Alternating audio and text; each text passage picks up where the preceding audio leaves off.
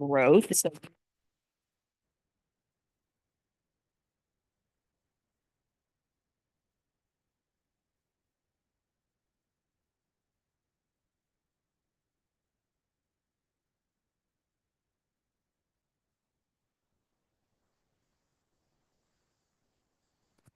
I'll give you a real example. So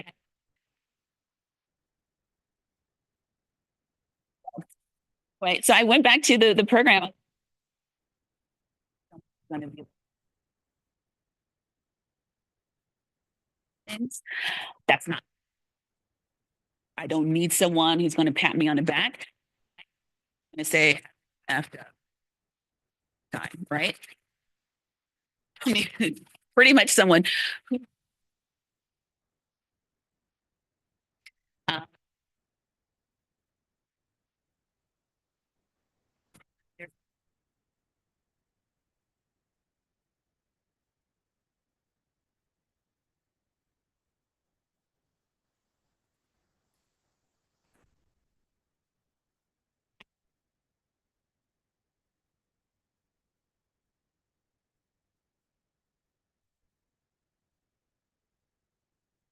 everyone has the ego.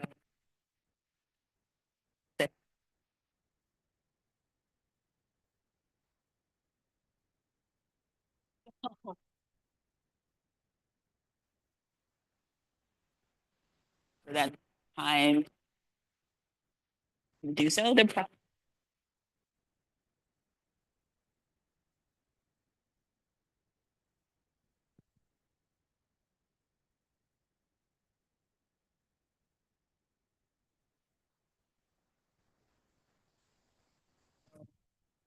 don't be afraid.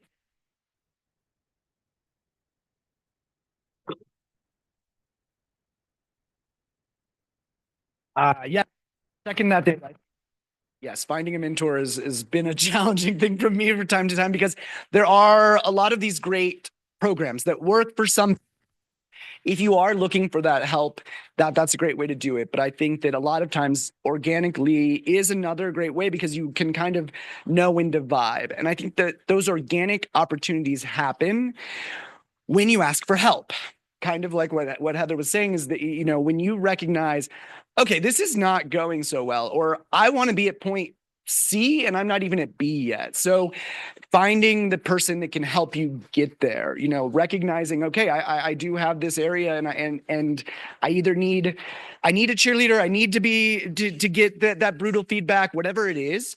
And it doesn't hurt to ask. I hate asking for help. I hate asking people for things, but people with that knowledge do want to share it, whether that be for ego reasons or unselfish reasons, but they are there.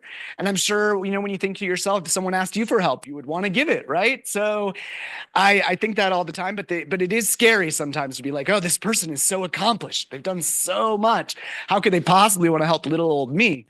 But really going in again with that confidence, humble, we'll get you where you want to be, and then trial and error. Not every person's going to work, not every situation's going to work.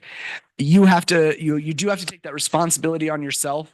You can't expect a mentor to just get that job for you or get that thing for you or move you up to where you need to be. You have to really take that self responsibility there and push yourself to do it with the help, but really taking on that responsibility. Wow, thank you so much. I took two major points from this. First, ladies, let us be brave enough to actually ask for help. They do have the wisdom and the knowledge that they want to be able to give us. And also, let us know and have the understanding of what we want to. This was so much, Mrs. Heather. Thank you, Mr. May. Thank you.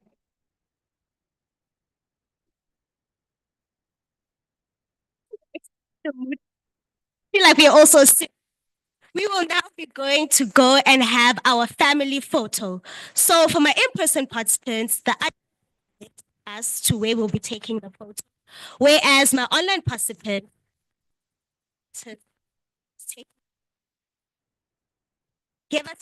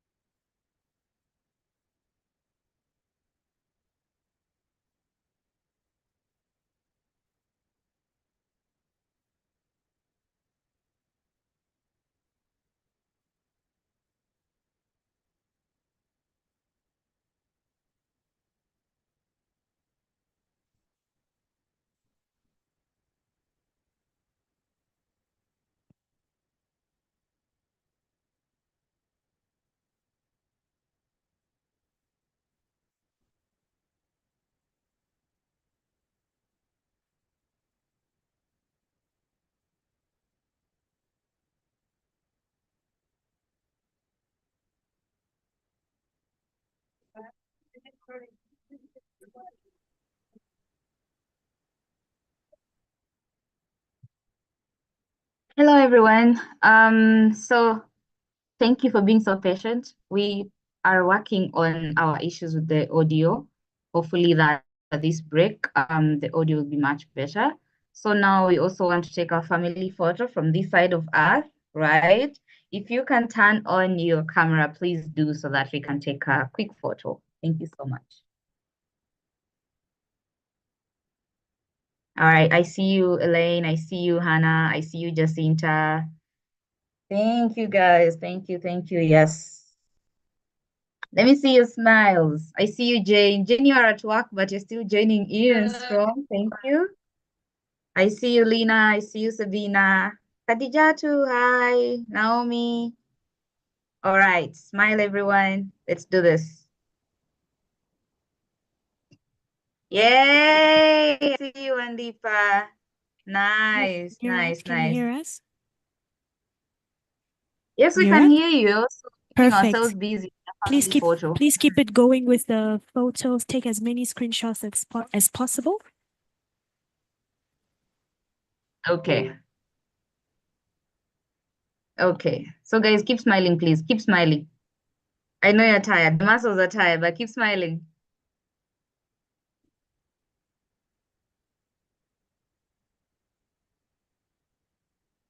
Amazing.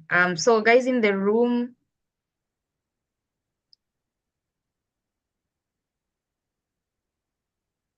Divine, let me know. Are you also taking your own photo, or I need to take a photo of you from this side?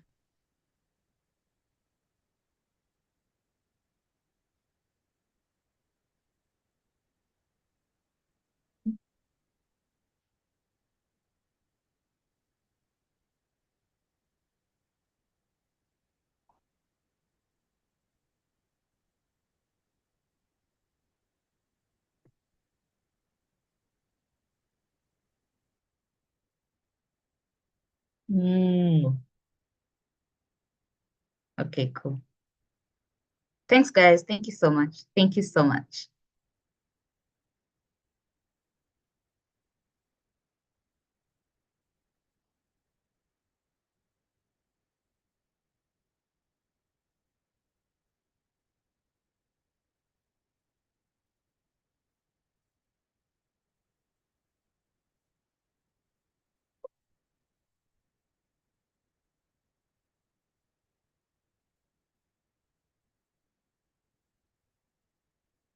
Thanks, guys. Thank you.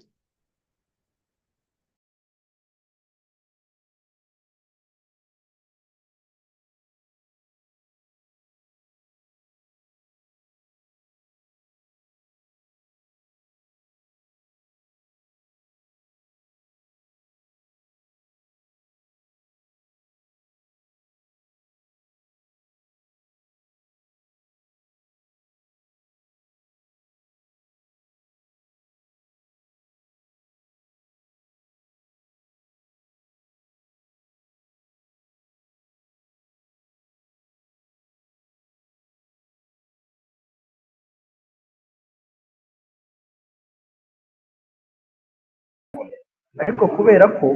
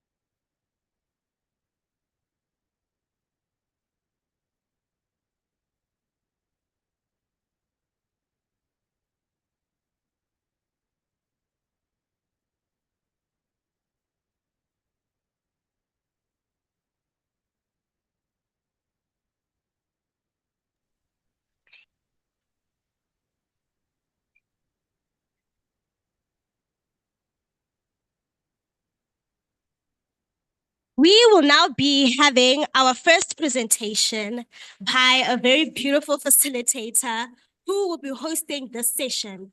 This session is themed The Power of Purpose. Introducing Shadi Maki.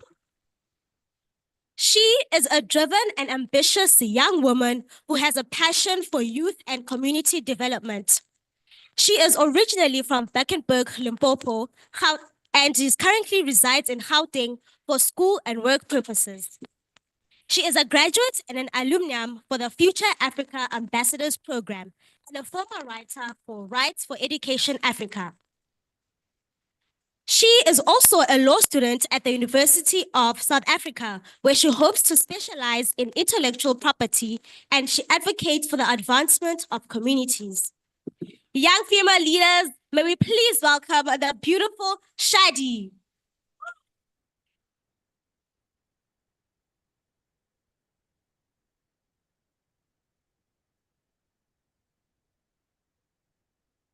Good morning, everyone.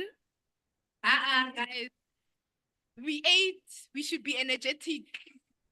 How are you? That's not good enough. Hi, everyone. How are you? How are you? Good, thanks. Okay, that's better, but it's not at the level that.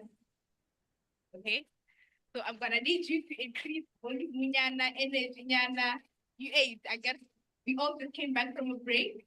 So I'm gonna need that energy up a bit. So hello everyone. Hi. Hello everyone. Hi. How are you? I'm good, thanks. So as my beautiful Anastasia said, my name is Shadi Machila, and I'm here to give a speech. But I wouldn't really call it a speech. I would more so call it food for thought, because this is gonna make you think a bit, right? So I'm gonna need you guys to follow along with me and just, yeah, let's get going. So before I start, I just have a quick question for you guys. Have you ever had a moment whereby you ask yourself, okay, I'm starting a project and I would really appreciate people. You market the project, right? To your community, to your friends, and all of that. Then D-Day comes, you're like, yeah, today we're gonna do it. We're gonna make some money, we're gonna, but on the day, no one shows up. Have you ever experienced something like that? And have you ever asked yourself why does something like that casually happen? Even after all the work that you've put in, but people still don't show up. Okay, so that is what my food for thought will be about today. It will be about the need to have a why.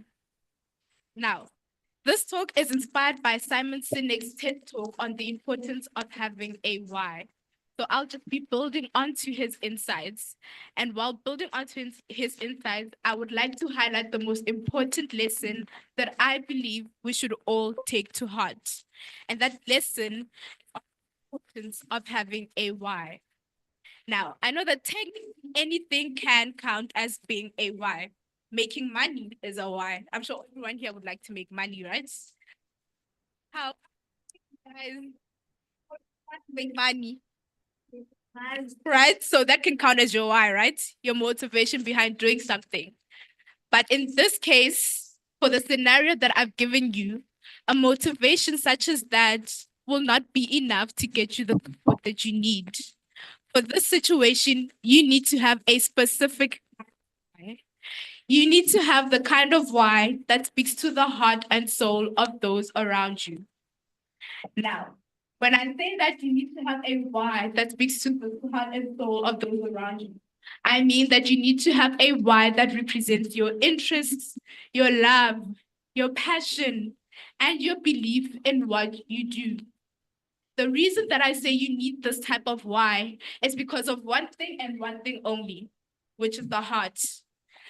The heart has this amazingly unique ability to understand the essence of one's words and actions.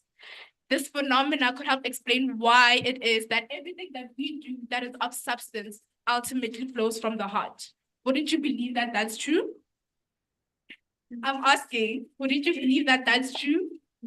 So, for example, you're doing something that you love. It doesn't that come from the heart. That love that you have for that one thing that you do, doesn't that ultimately flow from your heart? It does, right? And because that flows from the heart, the people who are watching you, the people who are listening to you, end up believing in what you do because their hearts understand the essence of your words. Their hearts understand the essence of your actions. Their hearts understand the essence and the deeper message behind what you are trying to do and what you are trying to convey. Now, to get this message across correctly, I would like to give you guys a real life example on this phenomenon. And that example comes in the form of the one, the only Miss Mary Izobo. Now, Miss Mary Izobo is the founder of the ALI, the Amazon Leadership Initiative. She is the reason why we are here today. But she didn't start the ALI on a whim. No. She had a reason for starting the ALI. She had a why, but not just any why. She had a why that spoke to her love, passion for women empowerment. Now, by the looks of things, it's looking like some of you are curious to say, what is Miss Mary's why? Well, buckle up and let's hear what Miss Mary's why is all about. Miss Mary's why for starting the ALI is to empower and motivate young girls and young women so that they can take up space and be the best in all that, no matter where they do it, right? She would like to foster inclusivity in leadership roles, and she would like to provide a platform where young girls and young women can receive resources and information regardless of their backgrounds. So I don't know about you ladies, but I think it's safe to say that Miss Mary is well on her way to fulfilling her why. Wouldn't you say? Now, as I close off, I would just like us all to take a moment to just sit back and think about what your why is.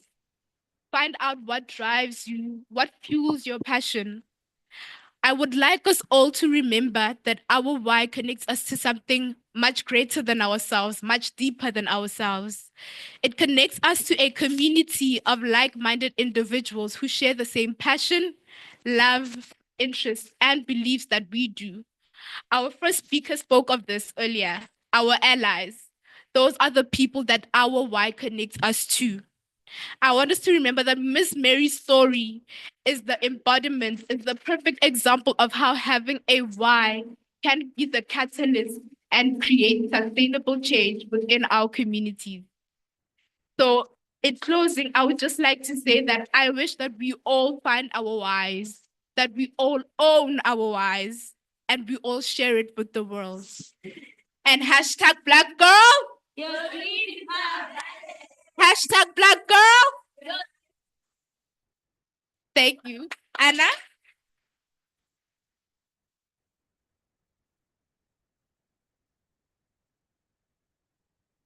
Wow, some food for thought, hey? One truly has to ask themselves, what is my why? Quickly ask the person next to you, do you know what your why is?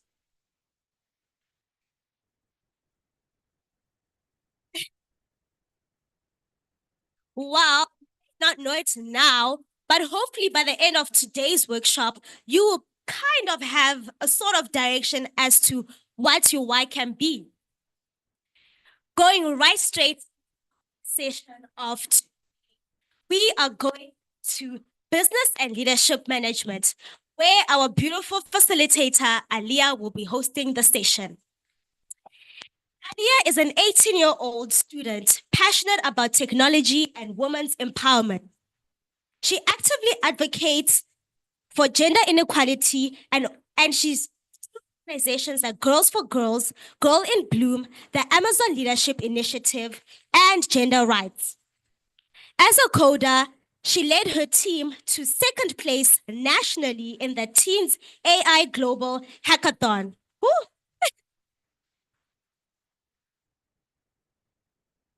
She has also served as an RCL member, a cohort leader at the Girl in Bloom and Youth Chatbox Advisory Committee. She aims to use her skills to empower girls and women worldwide. Ladies and distinguished guests, let us give a warm round of applause for Alia.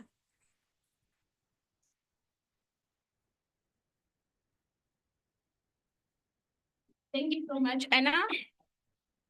How are we all feeling today? I like the icebreaker that Anna was saying. Who are we? Who are we? Who are we? Who are we? Thank you so much. The best way to predict the future is to invent it. Good morning, everyone. As said, my name is Alia Dubing. I thought, imagine a world where technology not only drives innovation, but also transforms the very foundations of a justice system. Our speaker today is at the forefront of making that vision a reality, merging the precision of a software engineer and the insights of legal experts and for criminal justice. Ms. Gugulethu Letimpilo Njali is a criminal justice graduate, current impact officer of the Global Shapers Soweto, social entrepreneur, founder of Echoes of 76. Woo! She was the chairperson of Sports, Arts and Cultures in the Gauteng Youth Parliament. She pageant model Miss Teen Soweto 2018. Wow. Miss Intercontinental South Africa 2022 semi-finalist. Just to mention a few. She's also a philanthropist. She is currently studying towards a law degree and holds a qualification in software engineering. Please join me in giving a warm welcome to our very own Ms. Gugulethu Njali.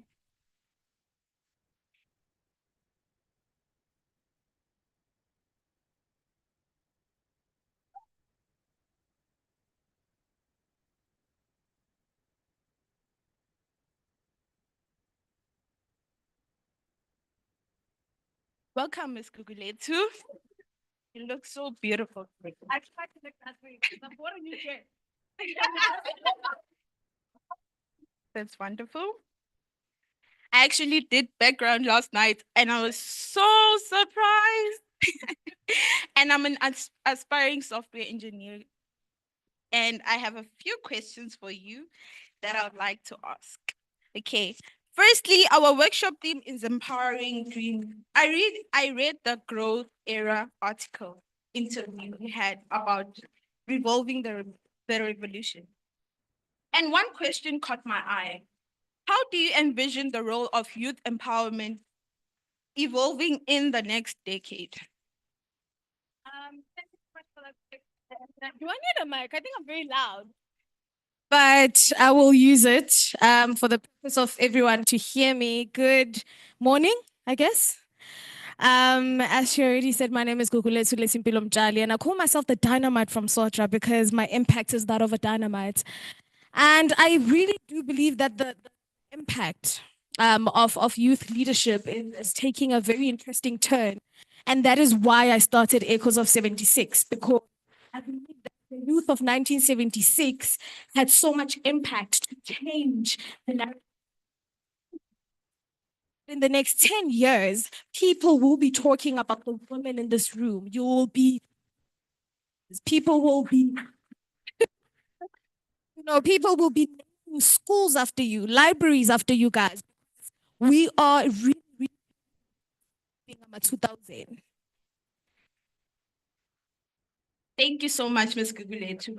My second question is, what inspired you to combine the fields of law, criminal justice, and software engineering? How do you see technology shaping the future of the legal system? So I'm going to be very honest about the combination, that the main reason why I have so many qualifications is because I'm still discovering myself. And it is okay to do everything that you can. I was saying to someone, if today I would meet someone and they would say to me, I'm giving you a scholarship to go to medical school, I would do it. Because why not be a doctor if I want to, if I can? So for me, I took every opportunity that was around me. With criminal justice, I wanted to be a politician. I still do. I went into criminal justice. I did business management actually while doing criminal justice because I already knew then when I was 18 that I wasn't meant to work for anyone.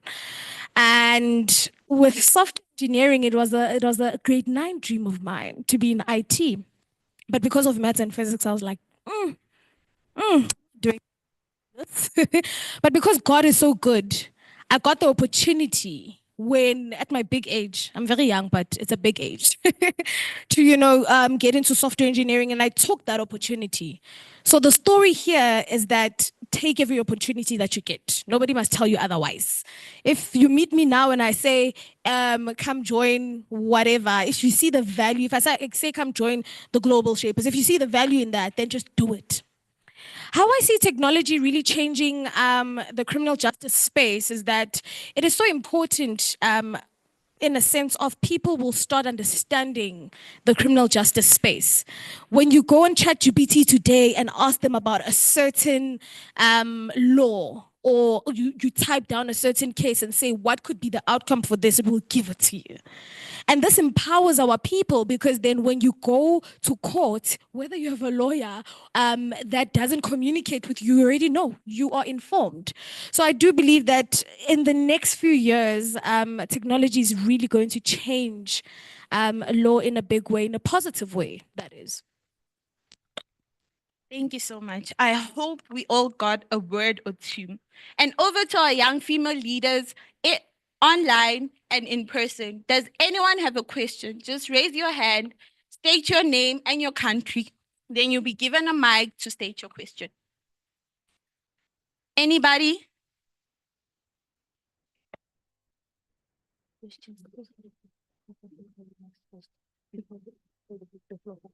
Okay.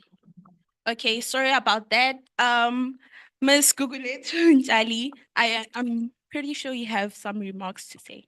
Sorry to interrupt. No worries. Okay, so I hope everyone will hear me. I was hoping to stand because I think I speak better while standing. So if I may, thank you. So I prepared something very small because I speak a lot. So I had to get cue cards in order for me to stay in check. I don't know if my presentation will be up so that you guys see what I'm talking about. It would make a lot of sense. You guys already got an introduction of who I am, but in my presentation, there's also different elements of who make me who I am, or what rather makes me what I am. The topic of my presentation is empowering through business, and I'm going to share my personal journey of leadership and social impact. So first and foremost, I'm a student. I am a criminal justice, business management, and software engineering graduate, and I'm doing my LLB right now. Oh, there it is. Great. Okay, so please go to the second one. So we'll start on the second page. Thank you. So that's me. That's actually me yesterday when I was launching a new business. I'll tell you about it soon. So one, I'm a student, as I said, but the second thing about me is that I'm a youth activist. I was the chairperson of Sports and Culture in the Youth Parliament. And to back up what I said, that you need to take every opportunity. It's like not distracting you guys. It's good, great. You need to grab every opportunity that you're given. With Youth Parliament, I got a call from this person that I met once, and they're like, oh, we're having a debate. In my mind, I'm like, it's a debate, right? When I get there, we're actually in Parliament, and they're doing elections, and they choose me. They're like, yeah, you must be chairperson of Sports and Culture. And I'm like, okay. You know, I came to a debate, and that is the importance of grabbing every opportunity, right? In Sizulu, we would say, "Unganyati into." You know, don't look at something and say, it's so small. What can this do for me? Because I was going to a debate, but I ended up being the chairperson of Sports, Arts and Culture in the Youth Parliament of Gauteng. And in the previous weekend, I was chosen as one of 5 young people to be at the Thabo Mbeki African Peace and Security Dialogue. And that is also because I take so many opportunities that come my way and I interact act. I mean, I don't think I leave a room and nobody knows who I am. That's what you must do. Thirdly, I'm a God girl, full on Christian. I love God. I'm always just like, God, what do we do now? Right? And when I started Echoes of 76, when I started my business, I was like, God is the CEO. Guys, I'm an employee of God's company, right? So to you guys, I might just be like, oh yeah, she owns the business. No, I am an employee of God's business. And the important thing here is to know how to listen to the voice of God, because he can never guide you if you don't know his voice. And his voice sometimes is not a whisper in your head. The previous week at the dialogue, I met a vice chancellor from a certain university. That this is God talking to me. And he wasn't being nice to me. He was like, no, you want to start a business. 1, 2, 3. What are you doing? Right? And I was like, no, this is the CEO of the company shouting at me through this man. Right? So it's important to understand that sometimes certain conversations are godly. They are not just conversations, right? Take it positively. Take it with a pinch of salt. Fourthly, I'm a female founder. I've spoken about this a lot. I'm the founder of Echoes of 76, the youth of 1976 reincarnated. I mean, I wasn't born then, but I'm doing it now. And Iron Consulting. And lastly, I'm a township girl, born and bred in Soweto. I'm a dynamite from Sotra. You really do not have to be from Emasababsini to do great things, right? We can go to the next one, please. So, since my topic is about business, I put together a young timeline here. So this young timeline is about the businesses that I've started. I'm only 24, but these are all the failed businesses that I've started. Some of them failed because I wasn't serious. Some of them failed because I didn't know why. I was just doing it because I was like, giddy, I want to be a business owner. The first one I launched was called Lashy Aura. I was selling makeup. So I would sell your lashes and all of that. And for me, selling makeup was the easiest thing. I had no passion. It seemed like the easiest thing. I would go to Dragon City, buy makeup, sell it. There was no passion behind it. I didn't imagine myself owning a shop one day. So I just. The second one was Mo Prep House. So I started pageantry when I was 14 years old. And 4 years later, I started this business, which was a pageant solutions, but COVID happened. But even with that, I didn't have the right mindset while doing it. I thought I knew everything. That was my problem. No, I was Miss Teen Soweto. What are you going to tell me? Which is a mentality you must never have in business. You don't know anything. You know nothing. I then started a tuition academy where I was a middleman between kids and tutors. But with that, I just wanted money. I had no why. I mean, as she said, why can be, money can be the why, but it's not enough because business is tough. Business is very tough. So you need to have the right why. I then started something called Generation Wealth, very close to my heart. I was teaching females about financial literacy. And that's when I discovered that I can't have a business that doesn't involve people. I want to serve people, right? That's just me because I started my first foundation when I was 14. So the last failed business I started was makeup classes. So I used to teach people how to do makeup. And I still have a passion for makeup, but I saw that that was not for me. That was not my purpose, right? It didn't have enough impact. I mean, I would love to teach everyone to become a makeup artist and go make money, but the impact of it wasn't enough for me. I then decided to do something, right? Can I have the next slide, please? I then decided to do something that aligns with who I've been. Can somebody tell me what the common thing you see is in the businesses I've started? About 3 of them have something in common. Definitely. I didn't know what I want to do. Like I was just like doing it for vibes.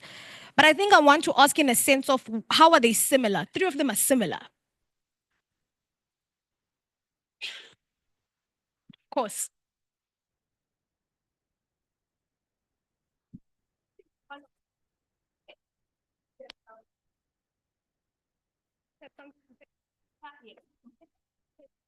One, 2, and 3. Yes. I think specifically academics, education, it didn't around that a lot. That's definitely right. You're right.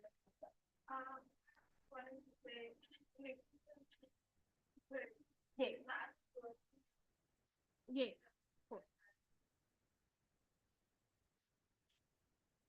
Yeah, definitely. I'm a girl's girl.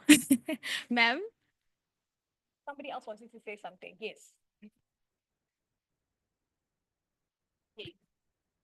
Girl, I'm a girl. Like I love looking beautiful. It's just that I'm on a makeup. Came here with lashes and all. Right? But I'm learning how to skin and let me tell you, years of being in the makeup business will make you not want to be seen without makeup. I'm like, oh my God, I look so horrible without it.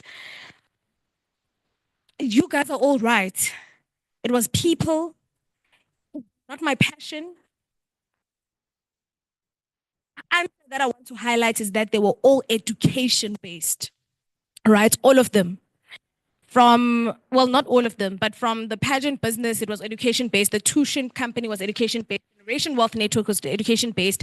And makeup school was education based. Sitting down and reflecting on my failures, I then realized that I need to be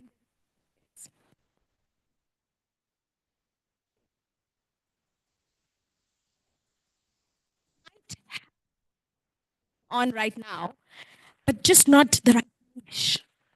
Right? It doesn't mean that if your business is not working out now, you're a makeup teacher. It doesn't mean that you're not supposed to be a teacher at all. Maybe you're supposed to teach something else, right? Maybe you're supposed to do something else in beauty. Maybe you're supposed to have a beauty product. You never know. So the lesson here is that do not up on whatever it is God has put in your heart, but don't be scared to switch it up. I have two of my colleagues here who work with me under Echoes of 76, and they will tell you that I'm not scared of switching it up. For me, if I feel like today is a Friday and man, I actually want to start a stationery line on Monday, I'm calling China. What do you mean? Right? Because what am I waiting for? Who am I waiting for? And that's my question to you today. Who are you waiting for? I had no capital for none of these businesses. I started my first business when I was 18. What is capital? Capital for what? You want an office for what? What do you need it for? I used to go do people's makeups with a very small bag because I was like, hey, yes, it's over pambili, right? We'll see to finish. But the most important thing is that don't limit yourself because of capital. Because I could give you that 10,000 rands right now and you flop it and you do nothing with it, right? And I am speaking from 6 years of experience. This is not I read it from a textbook from business management. No, this is an experience thing. That capital is not going to do anything for you. So I'm starting Ion Consulting, and this is me leading through business, right? I'm going to quickly just go through this presentation. So Ion Consulting is basically bridging education and opportunities. So business and education consultancies. So if you are sitting there and you're like, I don't know what I want to do. Maybe I am in varsity already, but I'm not sure. Where am I going? What am I doing? Myself as a certified life coach, I sit down with you and say, hey, maybe this is what you should do. Beyond that, I help you do what you want to do. Maybe you say, I want to work in government. Then I pair you up with someone and you job shadow them and for a week, learn how it's done. And then you come back and tell me that I'm not doing this, right? But most importantly, we help you reach your dreams. Can we have the next slide, please? I won't dwell on this. And we just partnered with someone or a company rather, that's very amazing, which is called Rest Locator. Now, this is me speaking about my leadership in business. Rest Locator is owned by men. The whole company is men. As a woman, I met these gents at an entrepreneurial event, and I approached them. After they presented, I was like, partners. I didn't ask them. I told them, you guys are going to be my partners. Because who come to me and say, oh, I want to go to varsity. They have nowhere to stay. Now I have to find a rest for them. I'm not interested in that. I'm interested in their education. But the rest is a big factor. So what happens? And I told them, you're going to partner with me. And they were more than happy to do that, right? So you need to lead. Do not wait for someone else to come to you and say, partner. If you see me right now and you see that Ion could be a partner in your business, come to me. You have nothing to lose.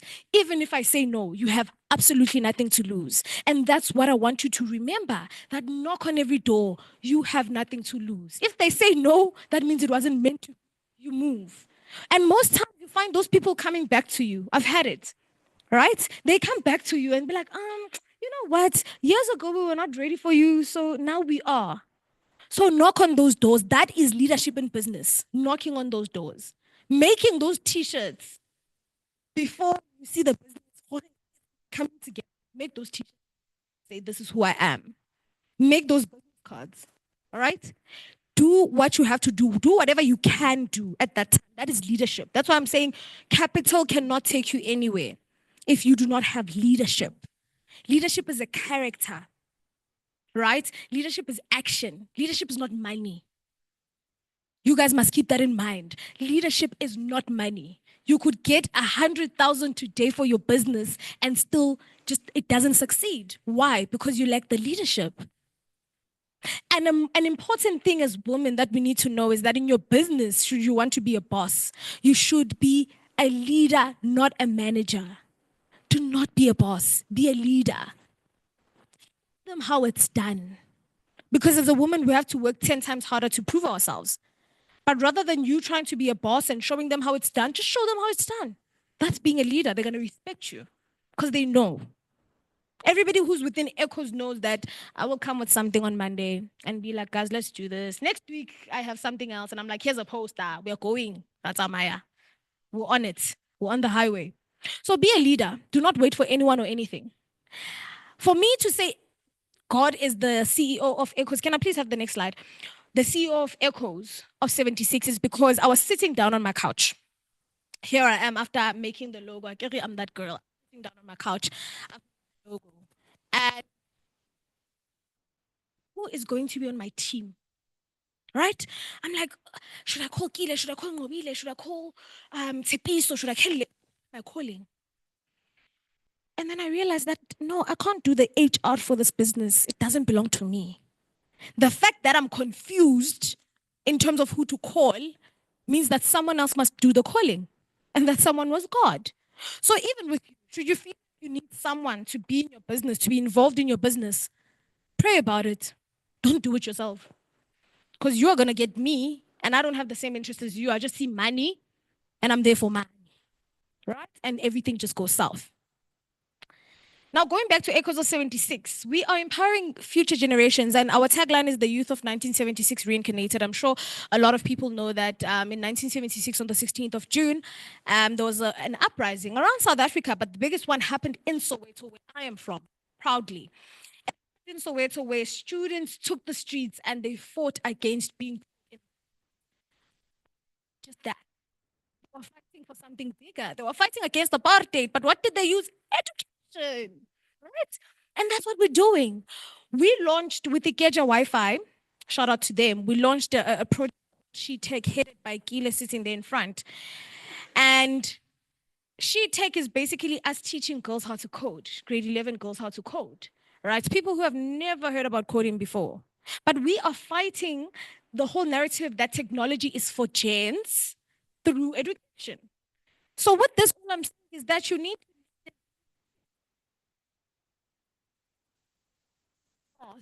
but leadership comes with education and knowledge, right?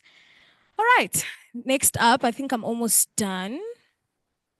And should you guys want to actually ask me questions, I'll still be here. So my leadership challenges and lessons, there's only 3. The first one is embracing failure. I've embraced 5 failures, 5 failed businesses. I have a banner on my wall for the makeup business, the academy. I'm an academy owner, so there's a whole banner on my wall, and it failed. And you know that banner could have been what discourages me going forward, because I would wake up every day and look at it, and I could say, I never going into business again. And mind you, I do have a 9-to-5 situation going on for me to say, I'm leaving this. Let me go work. Right? I am qualified. But that banner instead showed me that I'm meant for something bigger. The second one is effective communication. That's why I'm saying don't be a boss, be a leader. Because if you look at how, for example, would speak to you, how Bontle as the president would speak to you, you then would understand how a leader communicates with people. It's not bossy. Leadership is not bossy. And being bossy is not going to take you anywhere. We will not want you in this room. right? But you only get called in certain spaces and certain places because you're a leader and not a boss. The goal is not to be a boss. Nelson Mandela was not a boss. The third one is building a resilient team. And let me tell you, Akile is even resilient to me because sometimes I'm just like, oh, I'm going through so much. Yeah, I can't do it. Akile does it. And she's like, I'm mad at you, but she does it. That's why I'm saying pray about the team that you're going to get in your business. That is leadership. Lastly, I will speak about a mentor because I have a lot. They 5 minutes. So I have a lot. Please go to the next slide. Let's run through it. So the power of mentorship. I will be honest right now and say I do not have one mentor.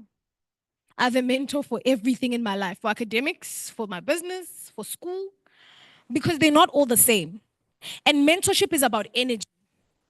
Just like finding a team, you have to pray about a mentor because you might find yourself in a very messy situation.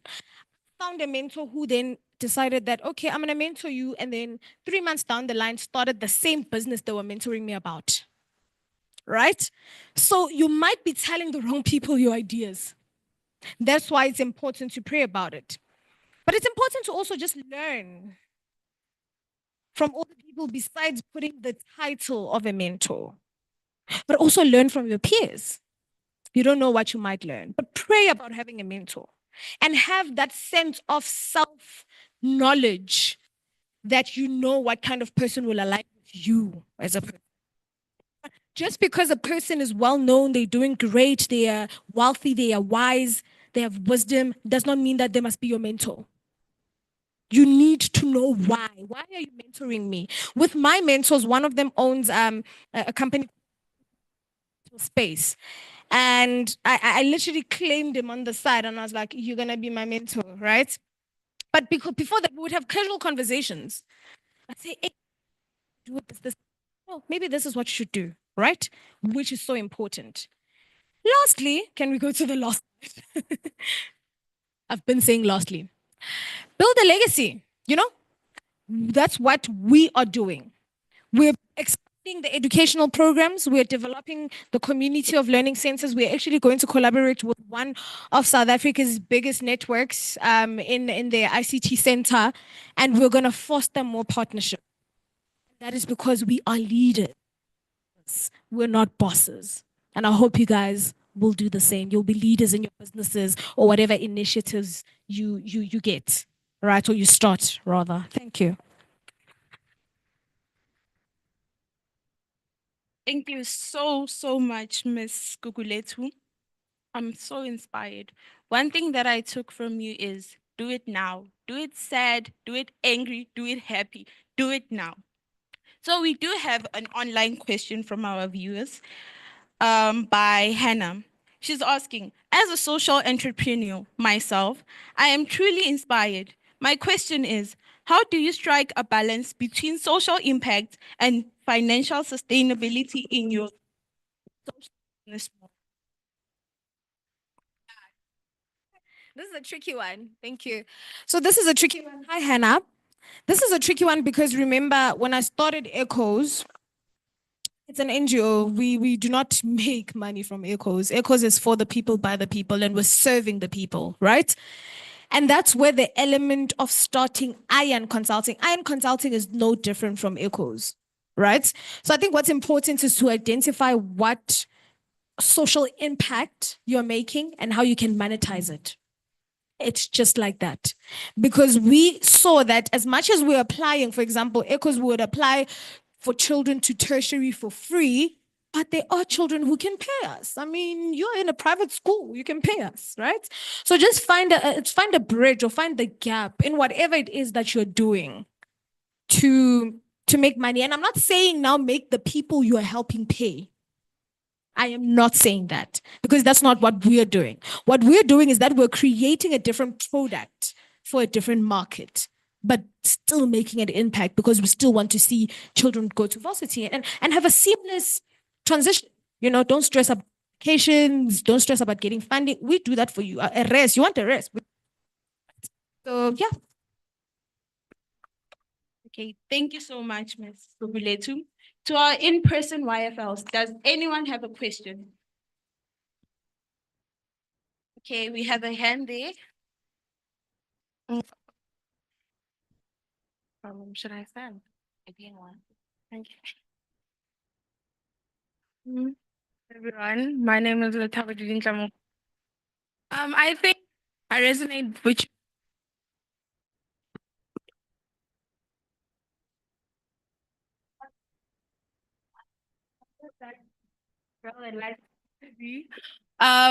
but then I think my biggest problem is number one in terms of um market areas, right?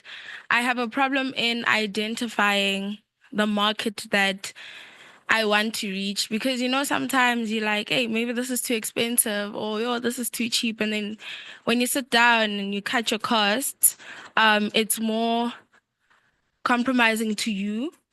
But also on the activist and humanitarian part of it is that I'm very passionate that I don't know how to identify which work to do in particular and stick to that particular niche. So my question to you is how are you able to navigate those two scopes independently and find where you want to be grounded in and stuck to that?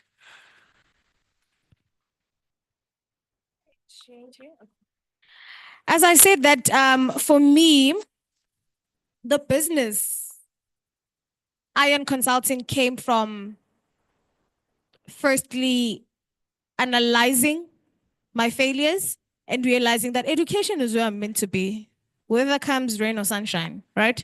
So it's important to note down everything that you've done, all the projects that have come to your mind, and see what do they have in common. And that is, trust me, 98% of the time, that is where you're supposed to be. The things that you have done or tried doing or the ideas you've had and you failed at, usually that is where you're supposed to be, but you just didn't do it right at that time. Another thing is knowing how to batch everything together. Everything that we did, I know that we'll have a makeup school. We'll have a tuition academy, right? Bringing back everything that I've tried to do. But it's important to see what's doable now, right? What then go on from there. It's a tricky one. It's a lesson that I'm still learning, but I think what's important is to understand that entrepreneurship minuses emotions. You leave the emotions by the door. So, yeah, I hope I answered the question. That was very, very insightful, guys. I hope we all got something from Ms. Gugulethu Njali. Oh, she, she would like to take one more question. Oh, okay, unfortunately, guys, we had to take one. But then please do go research about Ms. Gugulethu Njali. She has done outstanding things at such a young age. Please let's give her a warm round of applause.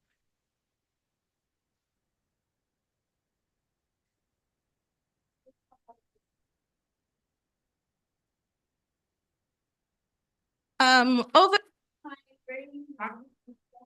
Anna, thank you.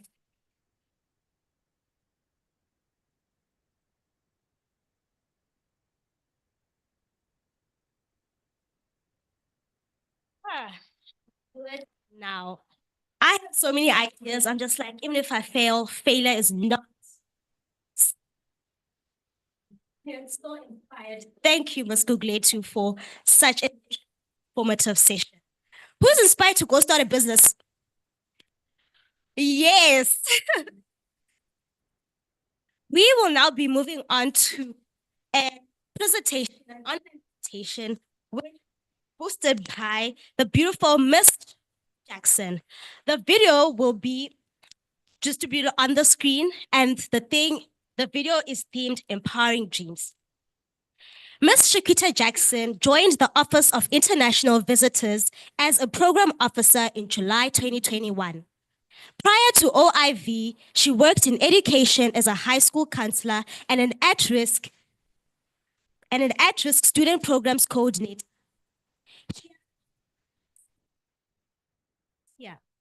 She earned her Bachelor of Science in Health and Human performance, of science.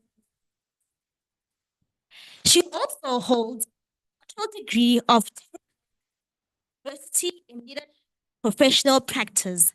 Young female leaders, let us glue our eyes to the screen as we hear what Ms. Shaquita Jackson has to say to us.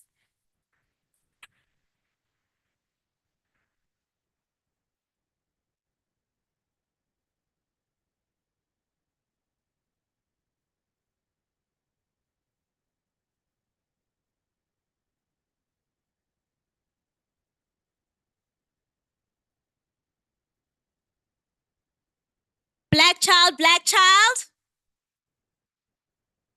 Black child, black child. Guys, do you believe your dreams are valid?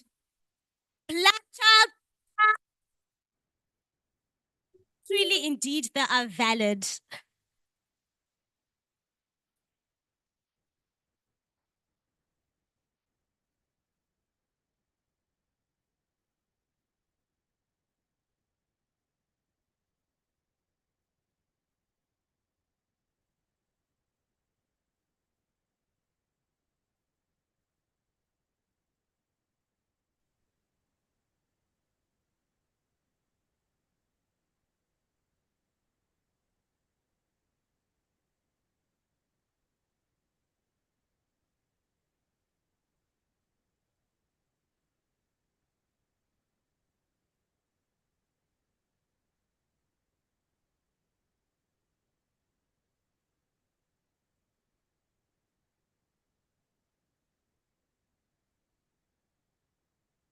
As we wait for our tech team, I have a question for Miss Google.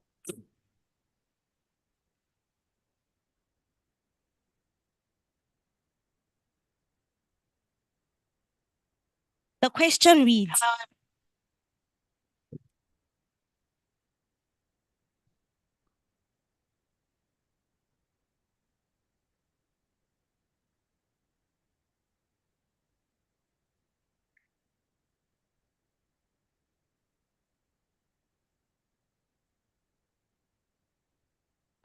the question is, I hope it's not difficult.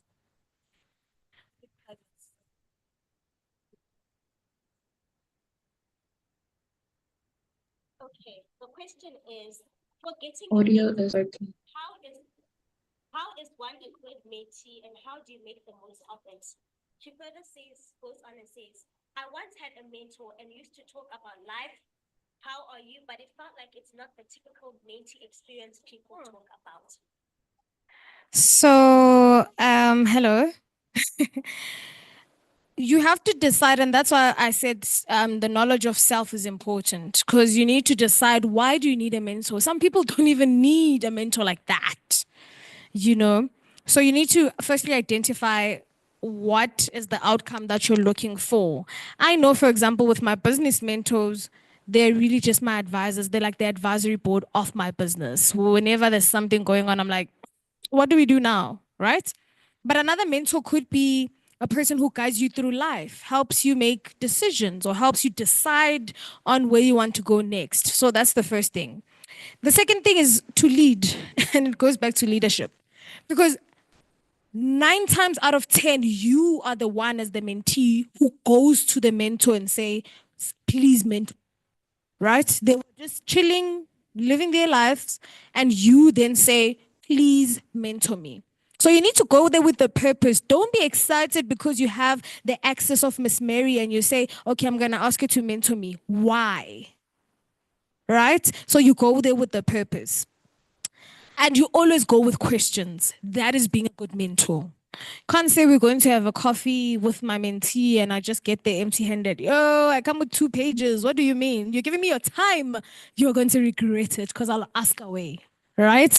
And also understand the background of your mentor. Which primary school, which high school, which varsity, and what did they do during university? Business then, when did they? So don't just go in with your own personal interest, but study the that mentors you in order for you to know how to ask questions and what questions to ask. So I believe that intention, purpose, and most importantly, know your mentor. Even if that person is a public figure, you can never think, or you can never say rather, right? Yeah, that's it from.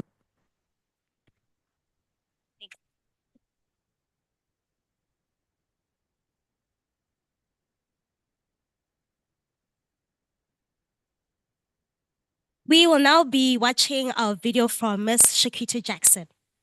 Let's all glue our eyes onto the screen.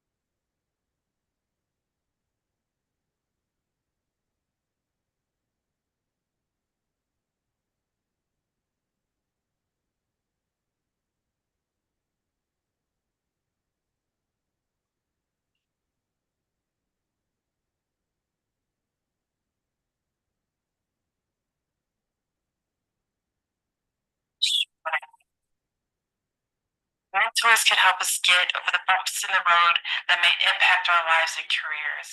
And let's be honest, we all have those bumps in the roads, right?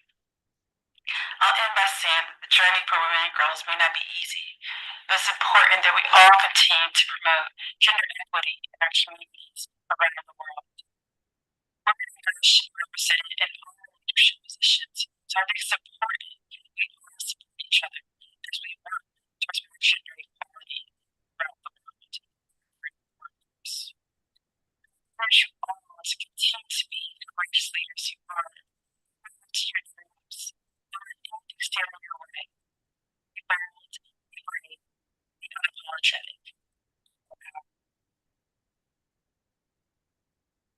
Hello, everyone. So sorry I can't be there in person. Wow, such a concurrent message from the beginning. All I hear is that you can do it.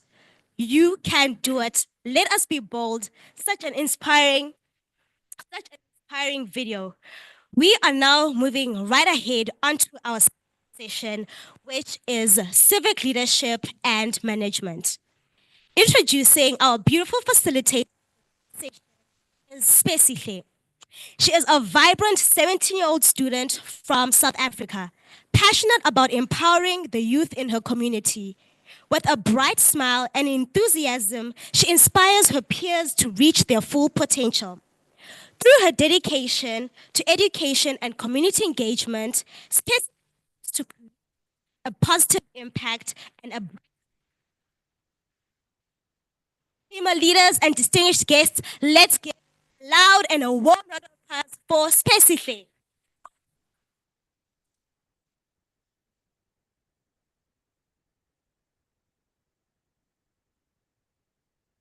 Guys, aren't we excited to learn about civic leadership and management?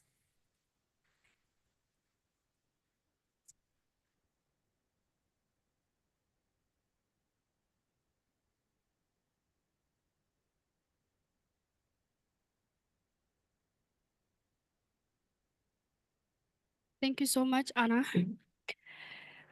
Good afternoon, ladies, and our lovely special guest. You are much welcome here, and your presence is cherished here. Let us all come together in a solidarity, sharing laughter, wisdom, and support. And I go by the name of Sipesihle Sibilwane, and it is my pleasure to be facilitating today's session.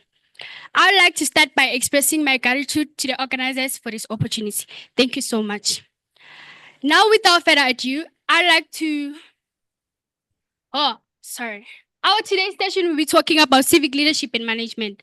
I know some of you are asking yourself, what is civic leadership and management? It refers to the processes and practices that empower individuals, organizations, improve quality of life, and promote social changes. Now, without further ado, I'd like to introduce our beautiful speaker, Mrs. Jessica Ano. Mrs. Jessica is the head of the Youth, Gender, and Women's Empowerment Unit at the African Union Development Agency. And she serves as the cluster lead for Kuntas in the AU Women and Youth Financial and Economic Inclusion Initiative. She has empowered women and youth entrepreneurs across Ghana, Benin, and Ivory Coast, and championed the right of nursing mothers within the African Union system. Mrs. Ano is also builds the capacity of female parliamentarians to promote gender equality and youth empowerment legislation. She holds a master's in public affairs and has a background in sociology with a focus on gender. A true champion of democracy, through your work, Mrs. Jessica, countless women have found their voice and taken leadership roles. Our beautiful Miss Jessica, their very own expert in civic leadership and management, with her extensive and experience and expertise in civic leadership and management, she will share a valuable insight on empowering youth, promoting gender equality, and driving a sustainable development. Now, please help me in welcoming Mrs. Jessica to the stage as we explore the critical role of civic leadership and management, our African future.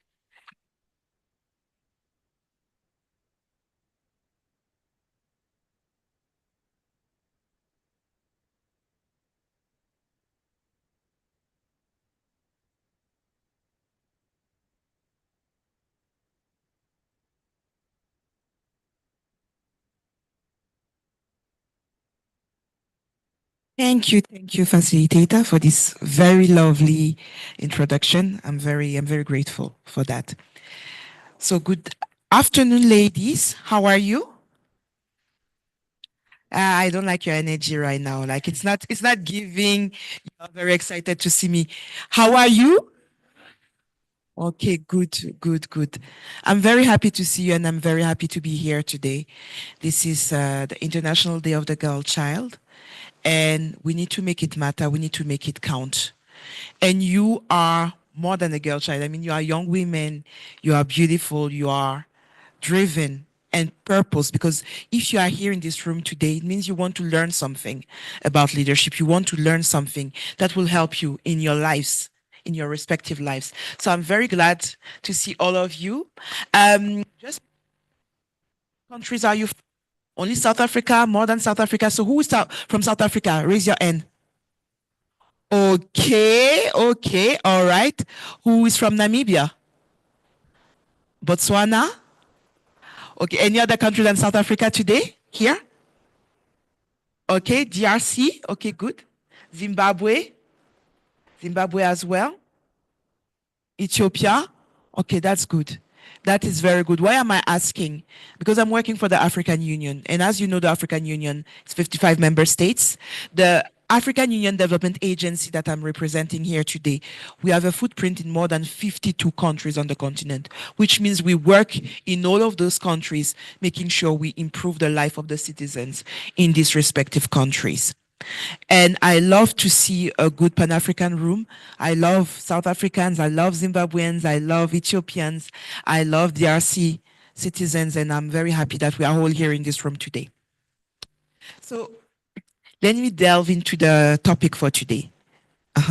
Civic leadership management, civic involvement, making sure you are a citizen that participates in the life of the democracy and the life of your community. Why is it so important? It is important because they always say that you are the leaders of tomorrow. I don't believe you are the leaders of tomorrow. You are the leaders of now. You are the generation that now is going to make a difference in this continent of Africa.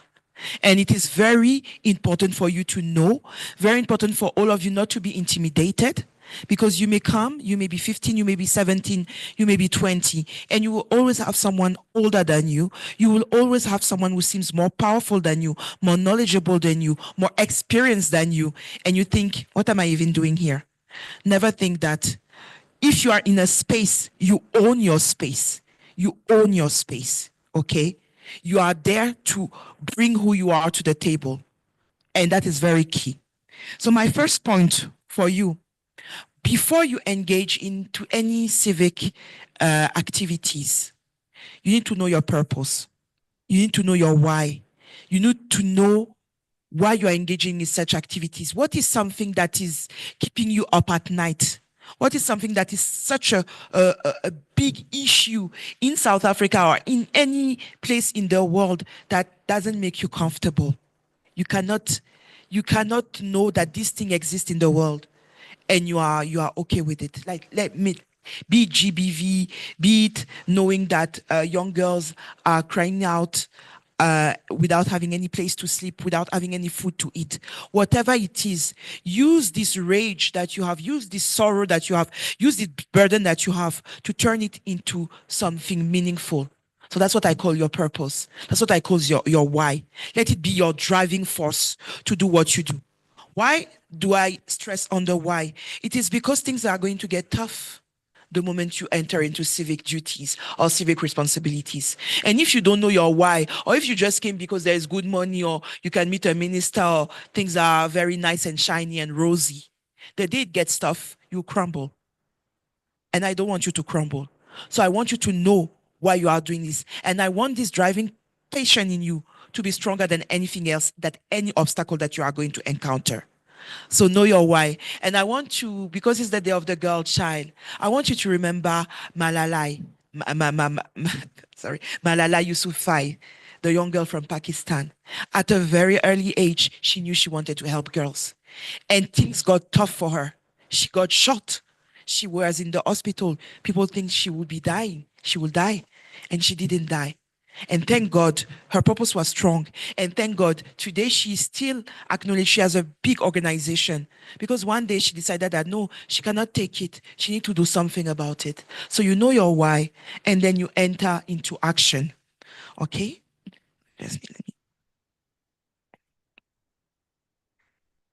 So my second point, I want you to start young. Okay, by starting young, as I quoted this example of Malala, or even Greta Thunberg and all these young activists. The moment you start young, you have to make mistakes. You have more time to understand the kind of environment you are entering into. Because yes, experience matters. Experience matters a lot. I don't say that being 40 is more valuable than being 20. No. But what does a 40-year-old bring to the table? The time that they involved, that they committed to the cause, or the time that they committed to being in office or to being part of those political sphere. So start young, so that you have time to understand who is who, what is what you are supposed to do in those spaces, at community level, at your city level, or even at national level. It's good to start to start young. That's why I was saying you own your space. You never apologize for being young because you're not too young to do something meaningful. As long as you can think, as long as you can act, you can be a servant of the community. That is very key. And that was my second point. Now, my third point, I want you to know the structures of government, meaning I want you to have information. I don't want you to come ignorant. You can come, you can be young, you can be beautiful, you can be a lot of things. But if you don't know about the government, the democracy, the constitution, those things that matters in the political sphere, it's like you can be used. People can come and tell you things that are not true. People can come and sway you away from what is right. So know your government, know the law. So when you know the law, you can know that, but there was supposed to be a law to end feminine genital mutilation. And this law is not being applied at community level. What can I do about it? Can I maybe try to speak to the elders so that they talk to people in the community so that we make it better and we make sure these things stop? You see, but if you don't know the law, you just think, it's so sad. You see, in my country, they are doing this. No, they are not supposed to do this. Sometimes, and a lot of times at community level, in those rural areas, they don't respect the law. They don't respect the laws that have been adopted at national level. So know your laws, know your government structures, know this as a tool and as a weapon so that you can fight the good fight with being on the side of legislation. Okay? Now, my fourth point, when you get into those spaces, I want you to build something that lasts. And I want to acknowledge my sister, Mary. Hi, Mary. Mary, when she was younger, she built this organization, the Amazon Leadership Initiative. Why? Because she believed that she could do it, and she wanted to build something that will last. And even if she's no longer there, even if someone else takes the executive director position, it will still help other girls because she has built a structure that will last. So don't just come here and, you can do a lot of tasks. You can help other people. You can serve the community, yes. But at the end of the day, build something, build a group, build an organization, build an association that is going to carry on your vision, your purpose for the community and for the nation. It is very important. Of course, it will take you a bit of courage. You need courage. In anything you do, you need courage. So I'm sure you are courageous. I believe you are courageous, but you need more courage. Even more courage, because sometimes you will start your organization, you wouldn't have money. How are you supposed to do? No, you knock on doors, you ask people, you tell them about what makes your organization so unique. And if you believe in it, they too, they will believe in it and they will invest in your dreams. Yeah, the theme for today is empowering dreams. Yes, people can help you to empower your dreams. Okay. Now, another point. I want you, when you've made it, okay, when everything is settled, when you have built that structure that lasts, and you are focused on your purpose, make sure you give back to the community you are coming from. Make sure you don't leave them behind. You go back, you help them, you give your time, you give your resources, because now you have some. And maybe you have an army of girls working for you, an army of people.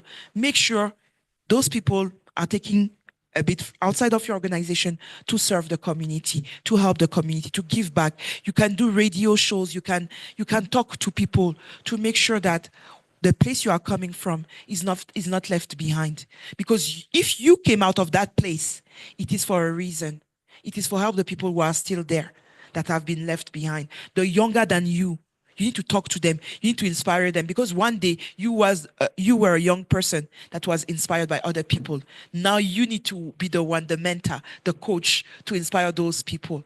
Always, okay? You always need to think multiplier. You are a multiplier. You're not just here for yourself. You are here to touch multiple lives all over you. You see, that is very, very important. And no, I have 2 points left. I have to pointless. My almost last point is your support system. My dears, you need in those spaces, those civic space, because it gets very difficult, you need to have a very strong support system. So you can rely on your mom, your aunties, but also if you are married, you can rely on your partner, your husband. You can rely on friends, but of course, choose your friends rightly.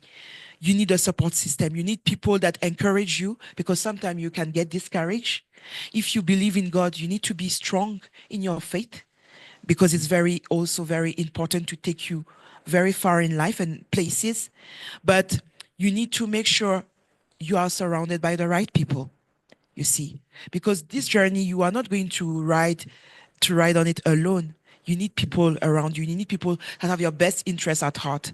And I would say you need a mentor, because mentor, they've made some mistakes in the past, but because they will talk to you, they will say, avoid this path, avoid this, avoid that. It will save you time. It will save you so much time to have a mentor, to have a coach, to have people that can speak life into your dreams, that can help you when things get tough. So support system is key. And my last point, ladies, will be about your character. Your character. Because you are going places where there can be a lot of money involved. Maybe you come from a very poor background, you've never seen money. Now someone is offering you $10,000, maybe to sleep with you, $10,000 for you to do something very corrupt, or to lie, or to steal money from other people, or maybe you are supposed to give food stamp to people at community level. Say, no, don't worry. Let's take some of it for our houses, and we'll give them half of the rest. That should never, ever be something that you do. Let you not be found and be part of those corrupt people. And today is very easy, because today you are fine, you have a good heart. But those places, again, because of the power, because of the exposure, they can corrupt you. And if you are not strong, and if you are not determined that no, you will never let yourself corrupt, you will never do things that your younger self will be ashamed of. Yes. If you don't say that, you may get into dangerous places. So please, my sisters, keep your integrity, keep a good character, build yourself, because you are young girls. There's a lot of temptation for young girls outside. Build yourself and keep yourself. Keep yourself pure, keep yourself good, keep yourself honest and with integrity. And I think that's all for me. I thank you.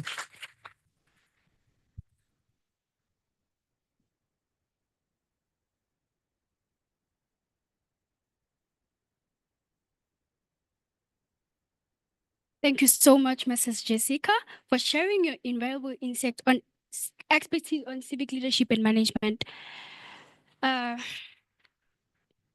Your words has inspired and empowered each and every one of us to take actions. Your session has equipped everyone with the knowledge and motivation to make a meaningful impact. Thank you so much for sharing. Now I'd like to ask, if ever, are there any questions for Ms. Jessica? Okay.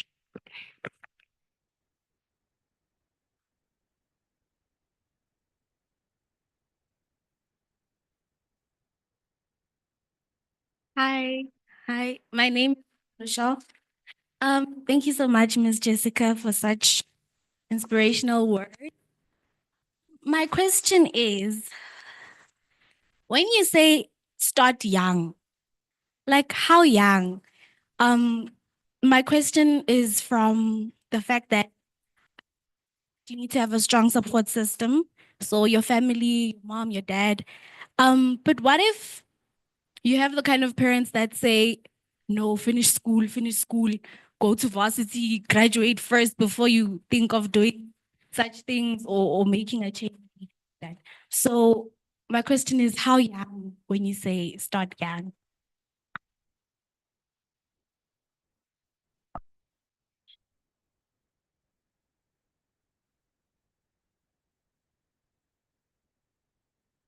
Thank you so much. That is a very good question. When I say start young, I don't mean leave school and just go and build your thing.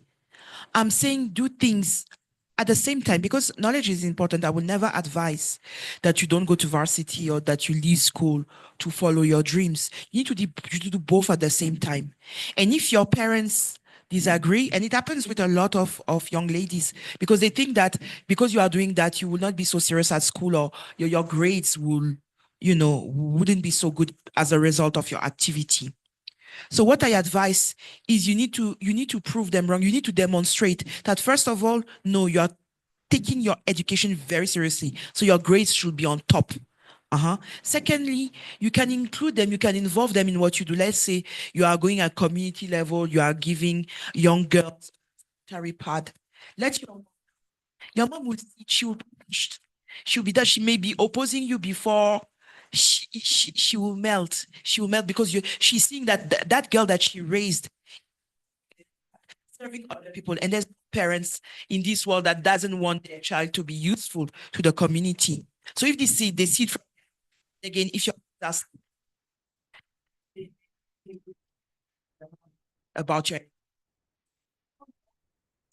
very young, these days you hear stories of 8-year-old, 11-year-old saying doesn't mean that they are ready for money, means that they are starting entrepreneurship at a very young age. So there's no limitation. If you can start at 3 years old, can't do something like. And even if you have kids later on, they often, so they will be very privileged.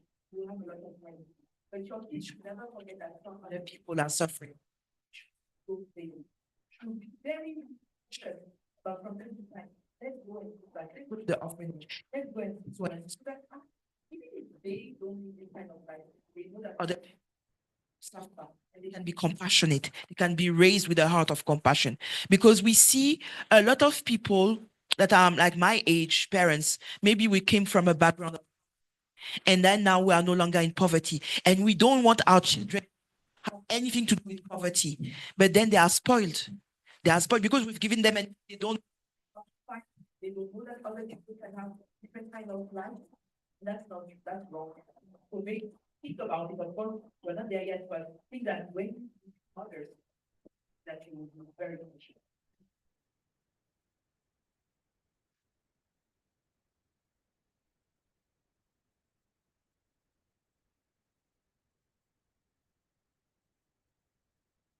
Good day.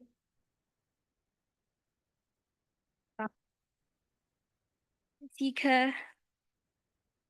Miss Jessica, I my word of gratitude.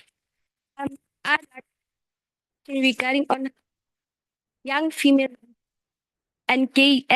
How can young female lead engage on making sure that the policies such as policy making and community engagement benefits the African communities? To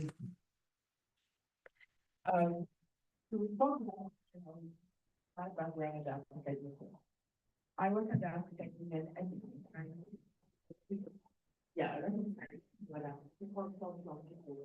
have some national continental wide consultation, but when you shoot that sometimes you don't get to know about it.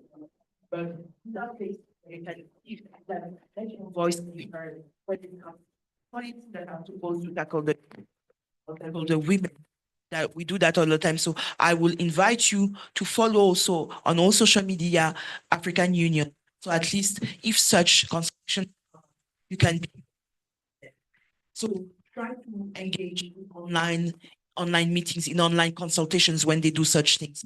Try to know more about the things that matter to government, because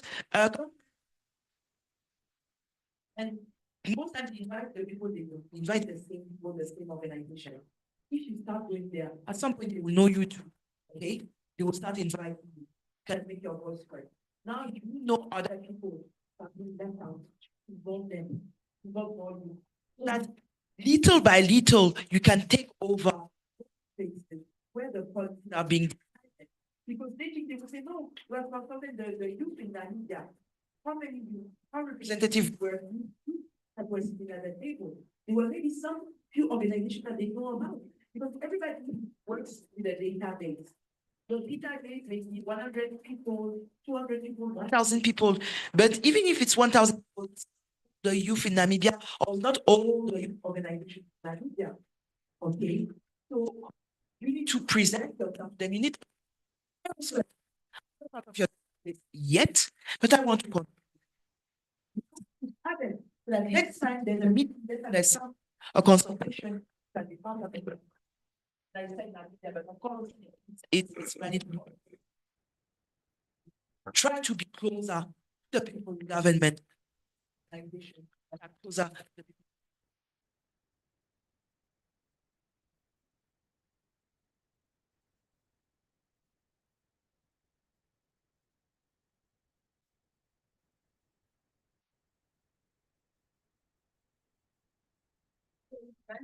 Idea. My name is. Hi. Fine. Can I just project? Yeah, your up? Yes, so much. Yeah. My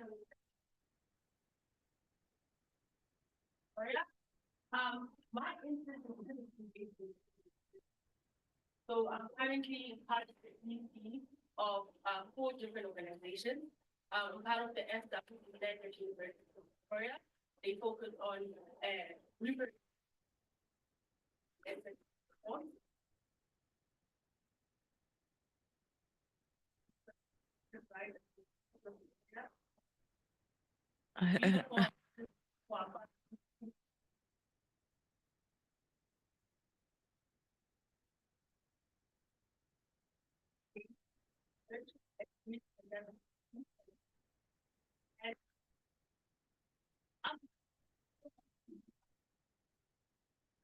young black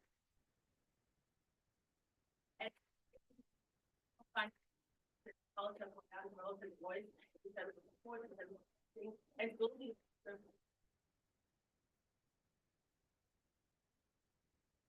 something that I'm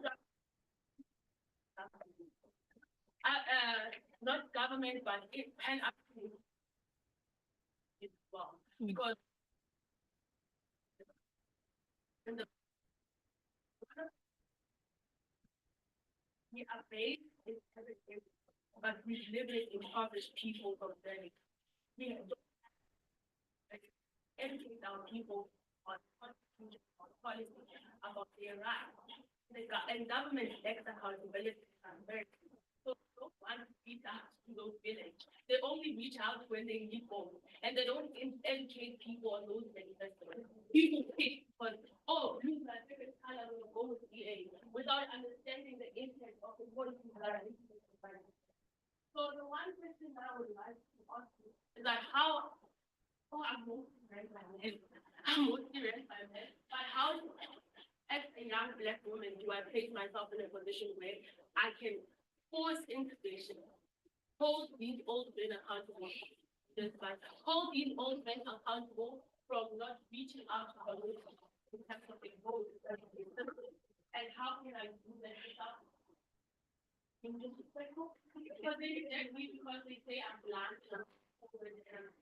visual, but there's no way I can show it for them that I say the way doesn't know the right, doesn't know the human rights condition, he doesn't know her rights for women according to the constitution, but she goes for the government. It lacks transparency, it lacks education and culture. And so how can I be there? Thank you. Wow, wow, wow, wow. I'm very impressed by the position that you are holding at such a young age. It's like we can help yourself.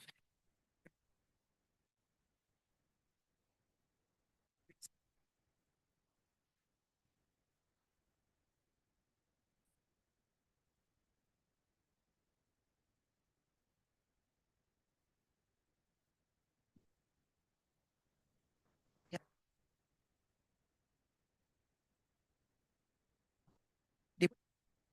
Yeah. Okay, so they went wherever they felt for their social status and for their wallet.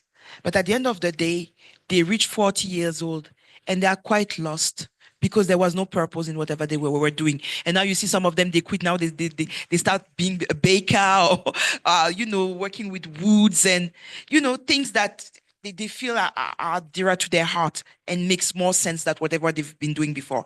So the fact that you're already doing something that you are so passionate about is a very good thing to start with.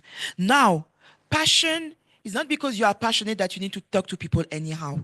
Even if they are misbehaving, even if those young, old men in government, you think they are not doing their job, it doesn't give you the right to talk to them anyhow.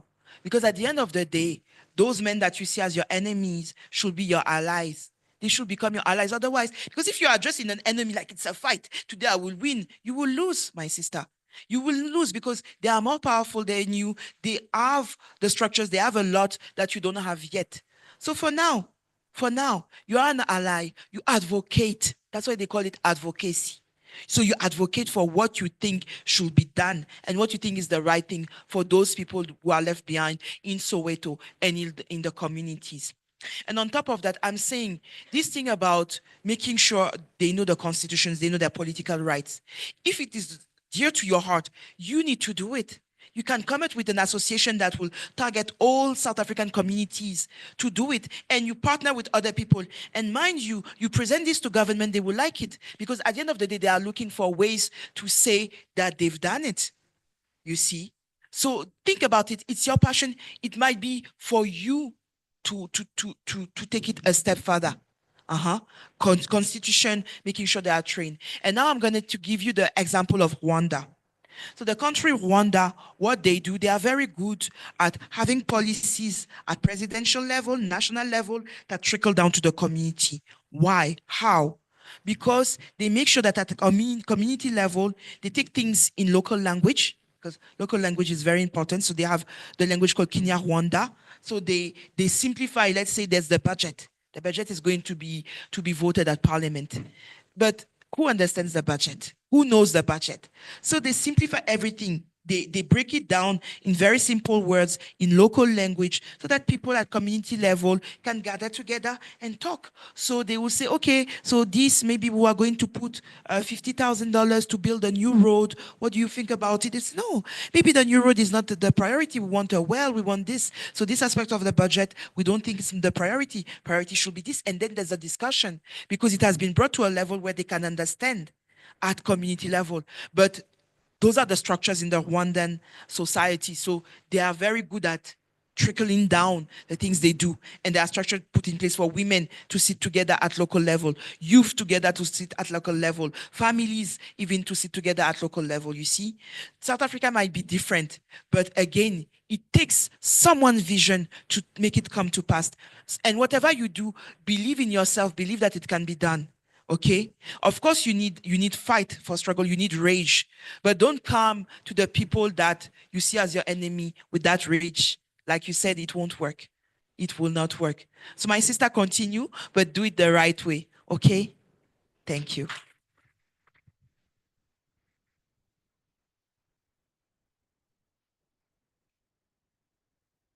Thank you so much, Ms. Anna. Thank you all for your active participation. Oh, yes. Thank you so much for the opportunity. Thank you so much. You know, I've been waiting for civic leadership conversation. So I am part of the South African Refugee-Led Network. I know it's very unique because here we have a lot of South African, but also remember in South Africa, there's different type of people in it. So you've got your migrant and you've got also your refugees and asylum seekers. So the South African Refugee-Led Network is an organization that has refugee youth and asylum seeker youth. These are not people who are coming to steal or the way people put it, you know, in South Africa, there's a lot of xenophobia and stuff like that. But South African Refugee-Led Network is an organization that actually takes the gap to inform citizens and advocate about asylum seekers and refugees. Anyway, to the question that I want to ask you is that South Africa is a very difficult country compared to, for example, Kenya. And the way the youth in Kenya, they implement different kind of, because they're in camps. In South Africa, there's no camps for refugees. We are all we are together in the country. So it's very difficult for us to implement certain stuff. So for example, like we've got issues of documentation. And every time this kind of issues of documentation, we take it to the lawyers for human rights, right? But then they do not do a lot for the community. So I wanted to ask you, as a community, as a civic leader, what can I do? What kind of connection do I need to be like the youth in Kenya and how they advocate for refugees? It's not easy in South Africa, you know. But then if you can maybe give me an idea on how we can. It's not my work. It's a leadership. I came with my colleague. She's a South African refugee-led network from Rustenburg. And I don't know if others came also. So what can we do? We really want to drive something that is moving for the refugees and asylum seekers in South Africa. We don't want to be left behind. We are youth. We also integrate. We also work together with the young people of South Africa. So my issue was that of documentation. What can we do? Like the ones in Kenya. Yeah, thank you.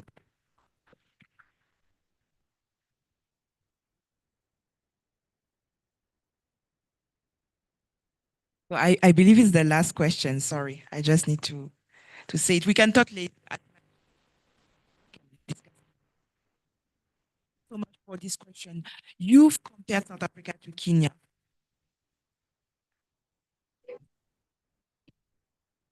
It's Kenya, South Africa. Powered so that I always marveled when I go to Kenya, because last time we had Youth Connect in Kenya and the room was empty. The meeting was supposed to start. And I was asking someone, I said, but the room is empty. It's not so good. I said, don't worry, they will come.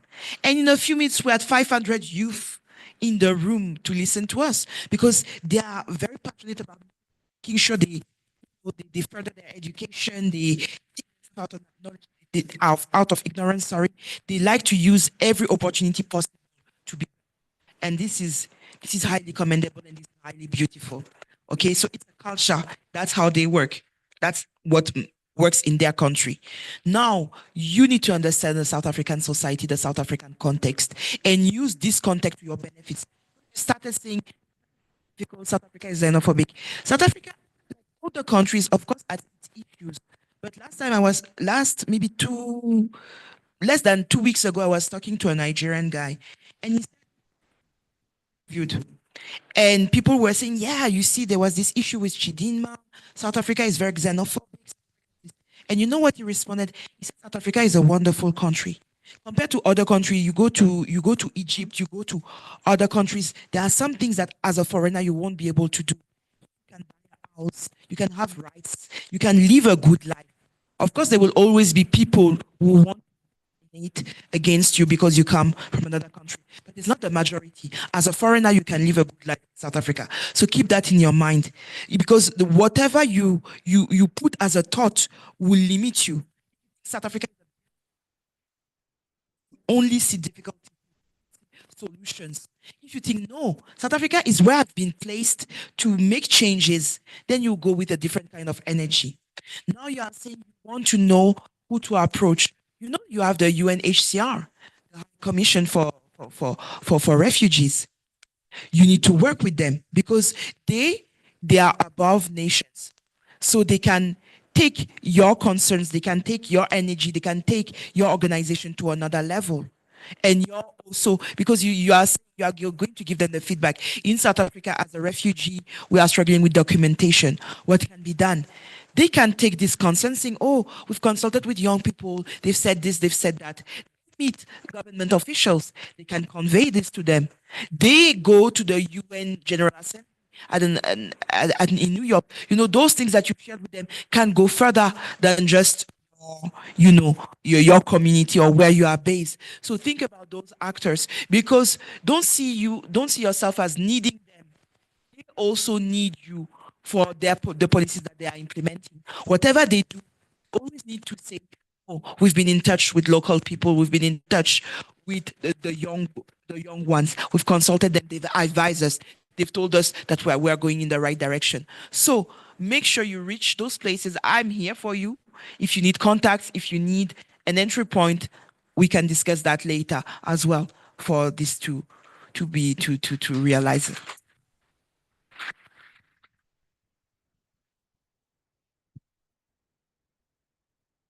Thank you so much for those fantastic questions, and we really appreciate your engagement. I encourage you to reflect on today's session and take a key takeaway from. Sorry. I encourage you to reflect on the key takeaway from today's session and consider how you can apply them in your own context. Thank you so much, Ms. Arno, and thank you all for your active participation. Now, I would like to hand over to my beautiful sister, our esteemed host, to thank you so much.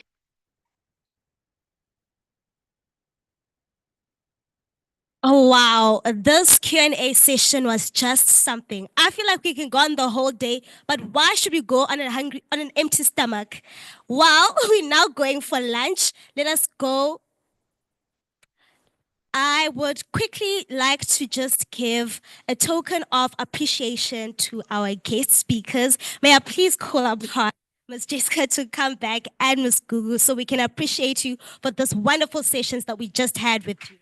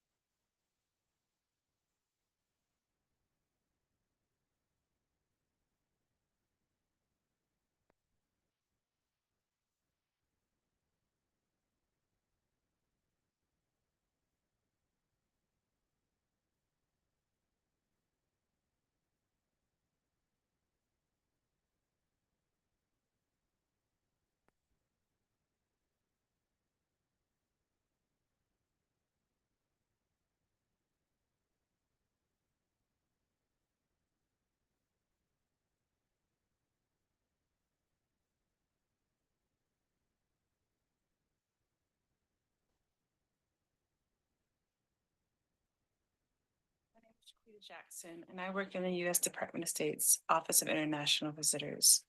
I have the distinct pleasure of working on the International Visitor Leadership Program, which is a professional exchange program for current and emerging foreign leaders. My leadership journey started in my hometown of Clarksville, Tennessee, which is a military town in the southern area of the United States. So think the country. I started my career as a high school counselor at one of my local high schools. I've always had a passion.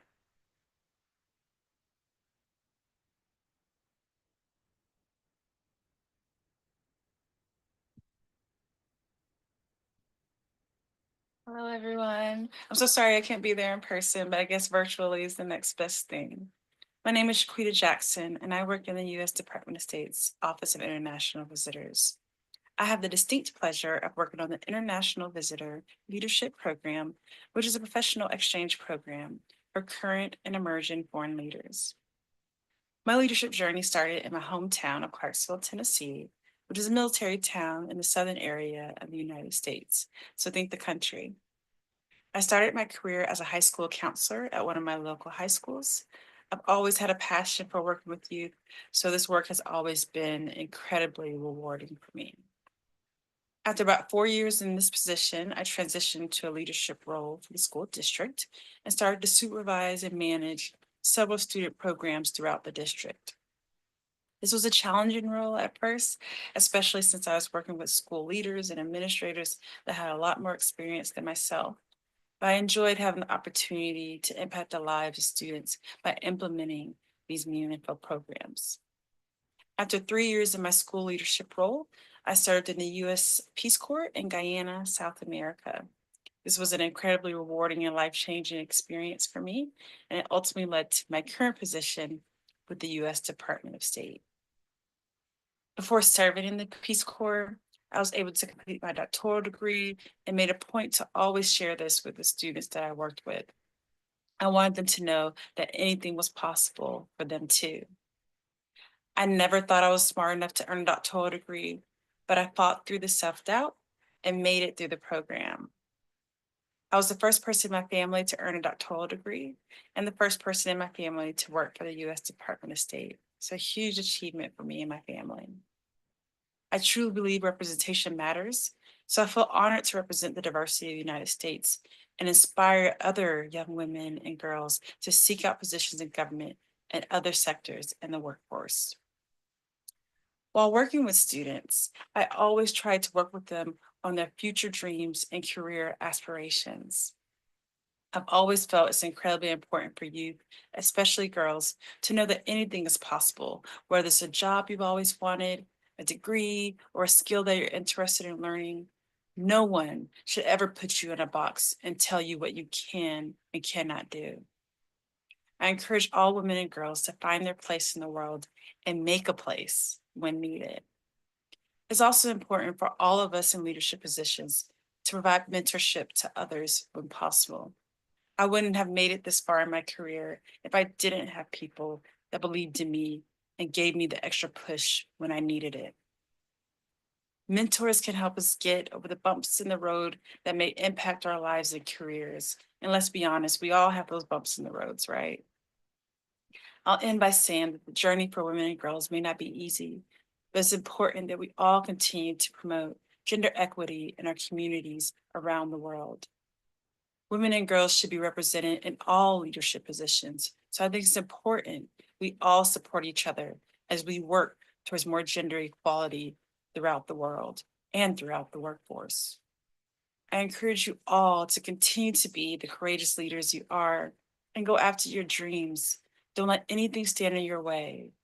Be bold, be brave, be unapologetic. Girl power. Bye.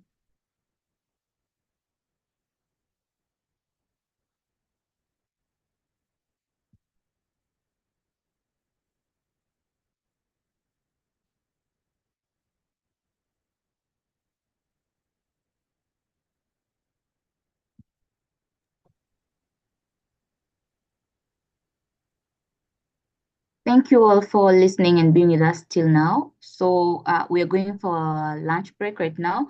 We'll be back at 2 p.m. SAST. Thank you, guys.